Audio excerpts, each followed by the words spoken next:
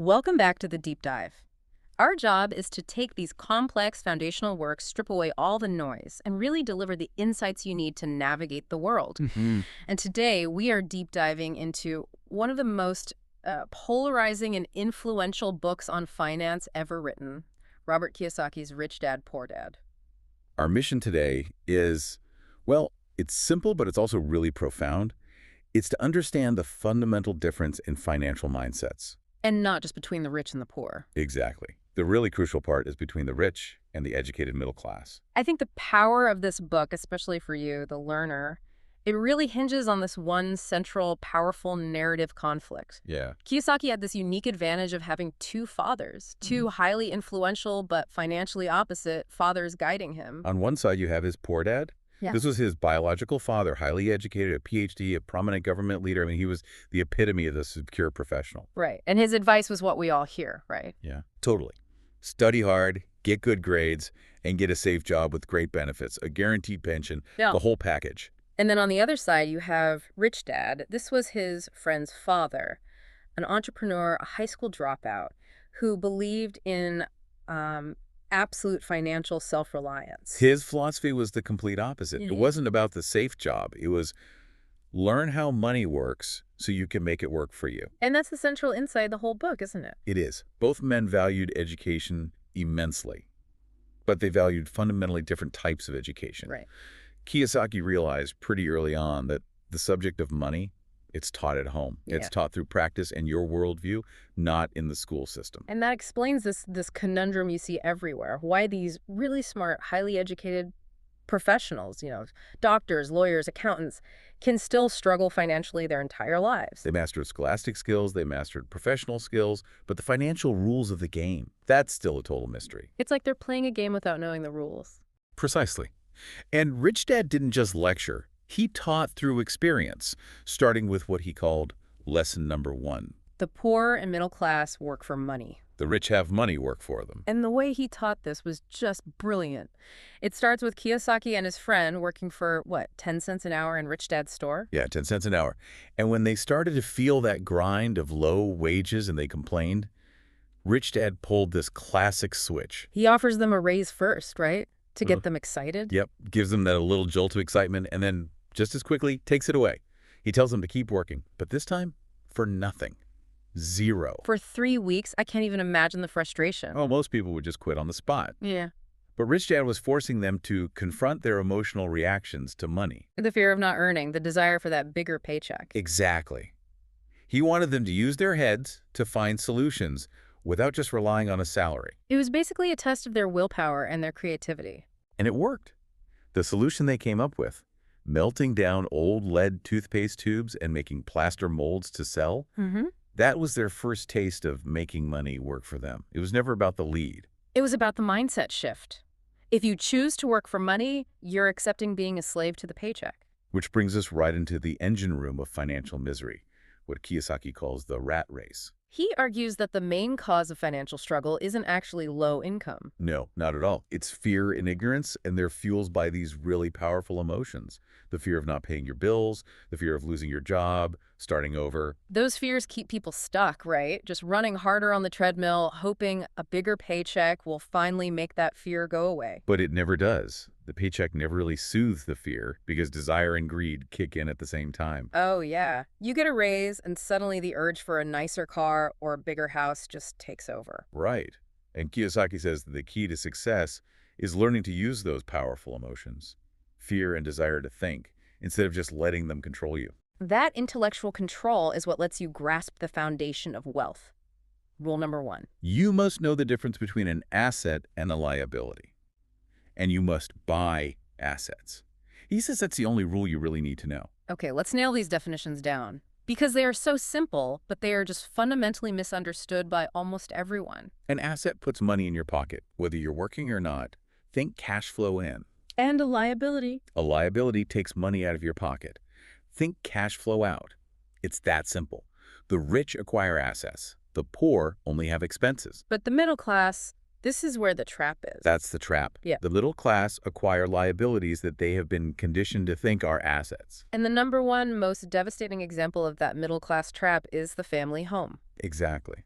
For most people, their home is their biggest investment.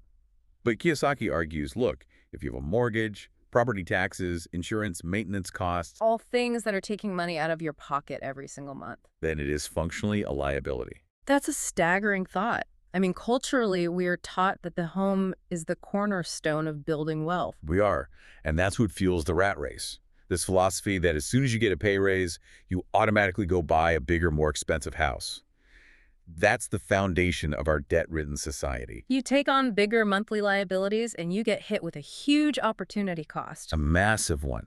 All that capital is tied up in something that's costing you money instead of being invested in actual income-producing assets. If you visualize the cash flow, the middle-class pattern is just a loop. That's a perfect loop. Money comes in from the job, and it flows right back out to expenses like taxes and food, and to liabilities like the mortgage and car loans. And as your income rises, so do the expenses and liabilities. You're just running faster to stay in the exact same place. It's the cycle of working harder just to pay more taxes and service more debt. So if that cash flow diagram shows us how we're trapped working for money, how do the rich legally escape that burden?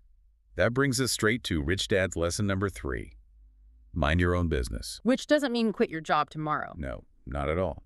It means you have to recognize that financial struggle comes from working your whole life just to make someone else's asset column bigger. Your main priority has to be building your own asset column. Things like real estate, stocks, intellectual property, royalties. Exactly. And this focus on the asset column is where the great structural advantage of the wealthy comes into play, the power of the corporation. Kiyosaki gives this incredible little history lesson on taxation here. He does. He reminds us that when the permanent income tax was introduced in the U.S. in 1913, it was sold to the public with the simple Robin Hood theory. Tax the rich to help everyone else. Right. But what happened was government spending grew and grew, and those taxes quickly trickled down. They ended up hitting the educated upper income middle class the hardest. They became the revenue source that pays for the poor. Pretty much. But the true capitalists, the genuinely rich, they use their financial intelligence to find a legal escape hatch, the corporation. And what's so fascinating is his definition of a corporation. It's not some huge factory. No, it's just a file folder full of legal documents. Yeah. It's a legal body designed specifically to protect wealth. And it works like a loophole for 2 big reasons. Okay, let's break that down because this is where the system gets really structural. First, the corporate income tax rate is generally lower than the individual rate. But the big difference is the cash flow structure. A normal employee earns money, gets taxed on that income immediately. And then you spend what's left over. That's the model. Earning, then taxing, then spending. A corporation flips that on its head. How so? A corporation earns revenue, then it spends everything it legally can on things like company cars, insurance, business meetings in Hawaii, and then it's taxed only on what's left over. So it's earning, then spending with pre-tax dollars, and then taxing. You got it. The rich use their corporation to buy assets and pay for expenses with money that has never been taxed.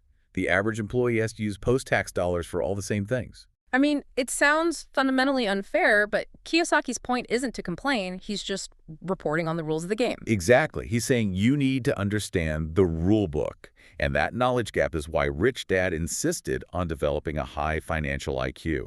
It's not about being academically smart. No, it's about how many of these 4 technical skills you can bring together. So what are the 4 pillars of financial intelligence? First is accounting or financial literacy, the left brain skill, reading numbers, balance sheets, seeing strengths and weaknesses. Okay. Second is investing. That's the right brain creative side, the science of money making money. Third, Understanding markets and law.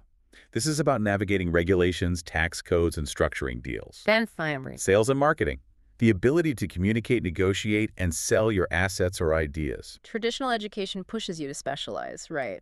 Be the best at one thing. It does. But Rich Dad encouraged being competent in a little bit of everything, especially those 4 areas, which ties into his next lesson. Work to learn, not for money.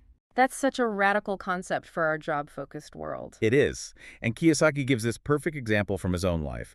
He took a high-paying job with Standard Oil, but then he quit to join the Marine Corps Why? to learn leadership and discipline, skills he felt he was missing. And then later, he took that job at Xerox, a job I'm guessing he didn't strictly need for the money. No, he didn't need it. He took that sales job for 4 years, specifically to overcome his shyness and to master that fourth pillar, sales and marketing. He saw the income as just a bonus. The real payment was the skill. He knew those soft skills were priceless, no matter what asset he decided to pursue down the road. That's incredible resilience, and he drove this point home with an anecdote about a talented writer he met. Oh yeah, she had a master's in English, brilliant writer, but she was struggling to make a living. And Kiyosaki suggested she learn sales and marketing. And she was offended. Deeply offended. She said she was a professional, an artist, and she hated salespeople. And his response was the perfect mic drop moment, wasn't it? It was.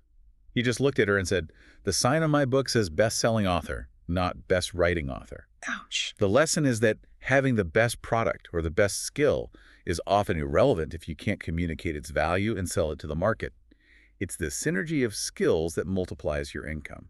Now, this journey to building assets is, of course, full of difficulty. And Kiyosaki says the biggest internal obstacle is overcoming cynicism. He calls it the Chicken Little syndrome. The sky is falling. Exactly. Doubt and fear are paralyzing. When the market dips, the average person hears all that noise, as Peter Lynch called it, and they run away. But the savvy investor knows that the worst of times can be the best time for real opportunities. Cynics criticize, winners analyze. They don't get hung up on, "I don't want to fix toilets" when they think about real estate. They focus on the freedom that the cash flow from that property provides. And that ties into perseverance. The Colonel Sanders story is just amazing. Isn't it? He loses his business. He's living on Social Security at age 66. And he gets turned down 1,009 times before someone finally buys his chicken recipe. That's just a staggering measure of commitment. Failure isn't a sign to stop. No, it's inspiration to try the next 1,009 times until you win. That kind of courage requires some serious internal management. Specifically, the tough habit of self-discipline, paying yourself first. And this is where the two dads were just polar opposites. Poor Dad paid everyone else first. Always. He paid the government in taxes, he paid the banks his bills, and then he paid himself if there was anything left over, which there usually wasn't. But Rich Dad paid himself first. He built his asset column immediately. He did. But wait, if he paid himself first, wouldn't that leave him short for his bills? Isn't that, financially irresponsible? So that's the entire point. Yeah. Rich Dad argued that financial pressure is a motivator. If he paid himself first, and the government or creditors came calling, that pressure didn't make him dip into his savings. It forced his financial genius to find new ways to make money right now. So he used the pressure to inspire action, not panic. Exactly. And that discipline, that refusal to cave and touch the asset column, is what unlocked his ability to see money not as a thing, but as an idea that can be invented. And he showed Kiyosaki how this works with an amazing example about a friend saving for college tuition. Yeah, this story perfectly demonstrates the synergy of all four skills. Okay, so let's walk through it. His friend had, what, $7,000 saved? Just $7,000 sitting in a low-return mutual fund. Kiyosaki suggested they use that money as earnest money to buy a distressed house in Phoenix. They bought it for $79,000 using a non-qualifying loan. So, using market awareness and law, they structured a deal with very little money down. Right, and the accounting.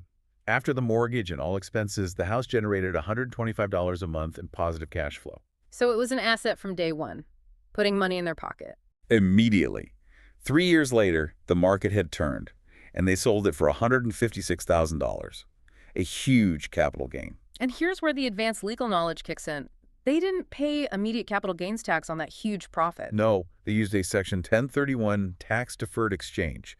It's a part of the tax code that lets you sell one investment property and roll the entire gain into another like-kind property. You defer the taxes basically indefinitely. In simple terms, they just swapped one paper asset for another and kept all the profit working for them. They took that capital, almost $80,000, and moved it into a partnership for a mini storage facility in Texas. And that facility. It started generating nearly $1,000 a month in cash flow, more than enough to cover all the college tuition. So that whole journey, from $7,000 in a mutual fund to $1,000 a month in cash flow in just 4 years, that illustrates the entire Rich Dad philosophy. It's everything. It wasn't about being rich to start. It was about being flexible, applying legal, accounting, and investment knowledge to find creative solutions. And I think that's the final takeaway. Intelligence solves problems. Money without financial intelligence is gone pretty quickly. Kiyosaki's journey wasn't about being the smartest or even working the hardest. It was about choosing to play a different game. Well, 90% of the Western world finds comfort in that dogma of working for money. The safety, the benefits, the alternative path is there. It just requires you to make that daily, conscious choice to be financially free. Mm. The profound difference between the two fathers is that poor dad measured success in job stability. Rich dad measured success in assets acquired. So here's the thought we want to leave you with: the learner. Kiyosaki's inspiration came from the book Think and Grow Rich, and that title is a reminder. Money is only an idea. Great opportunities are not seen with your physical eyes, they're seen with your mind. If you want to change what's in your hands, you have to first change what's in your head. Will you choose to play it safe, or will you develop the courage and the vision to analyze failure, to use pressure as motivation, and to persevere against the odds, just like the founders of great empires and businesses who simply refuse to take no for an answer?